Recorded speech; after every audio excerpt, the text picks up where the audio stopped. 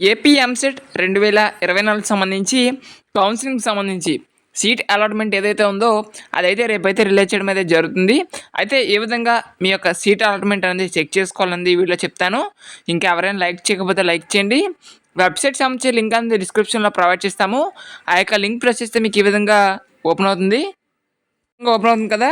ఇక్కడ మీ యొక్క EAMCET hall ticket number and date of birth enter చేసి సబ్మిట్ మీద క్లిక్ చేసిన వెంటనే మీకు డీటెయిల్స్ ఇచ్చినప్పుడు ఒక మొబైల్ నెంబర్ ఉంటుంది కదా, ఆ మొబైల్ నెంబర్కి ఒక ఓటీపీ వస్తుంది. ఆ ఓటీపీ అనేది ఇక్కడ ఎంటర్ చేసి సబ్మిట్ మీద అయితే క్లిక్ చేయాల్సి ఉంటుంది.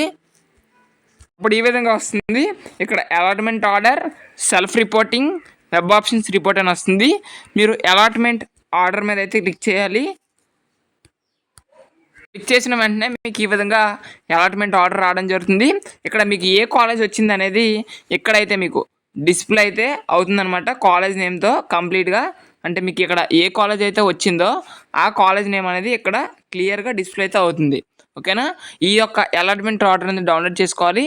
వీటితో పాటుగా సెల్ఫ్ రిపోర్టింగ్ అని కనబడుతుంది కదా, సెల్ఫ్ రిపోర్టింగ్ అని, దీని మీద క్లిక్ చేసి ఒక లెటర్ ఇస్తారు, అది కూడా డౌన్లోడ్ చేసుకోవాలి. అది ఈ విధంగా ఉంటుంది, ఈ విధంగా డిస్ప్లే అవుతుంది. ఇది కూడా మీరు డౌన్లోడ్ చేసుకోవాలి.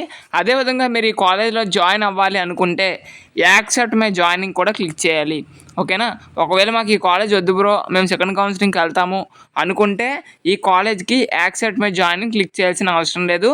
మేము ఈ కాలేజ్లో రిపోర్ట్ చేసి సెకండ్ కౌన్సిలింగ్కి వెళ్తాము అనుకుంటే యాక్సెప్ట్ మై జాయినింగ్ అయితే క్లిక్ చేస్తారు.